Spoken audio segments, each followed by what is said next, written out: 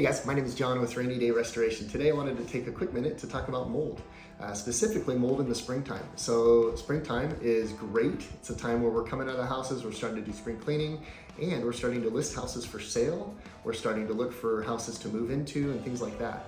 And so this is a great opportunity to just give a little bit of update or a little bit of information on how mold can affect that process. So what we run into a lot as mold remediation contractors is home inspectors that will go into a crawl space or they go into an attic, or in the process of doing their thorough home inspection, they might use that dreaded word of mold. It's nothing to freak out about, nothing to worry about too much, but it is something that probably does need to be looked at and addressed. So the first thing that we're going to tell you is get a mold consultant out there and get an assessment protocol. Once we have an assessment protocol, then we can come out and we can do the remediation.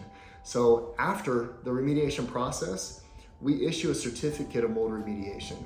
It's called a CMDR, and it's a legal document that when you're selling a property, you can give to the buyer, and it proves that the mold was remediated properly, and it gives a date.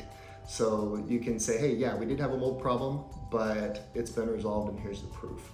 And so it's great for sale of property. Also, if you have a tenant situation, it's great to be able to prove to the tenant that, yeah, we did have a mold issue, but it's been resolved. So I just wanted to take a quick minute. Thanks for watching. John with Rainy Day.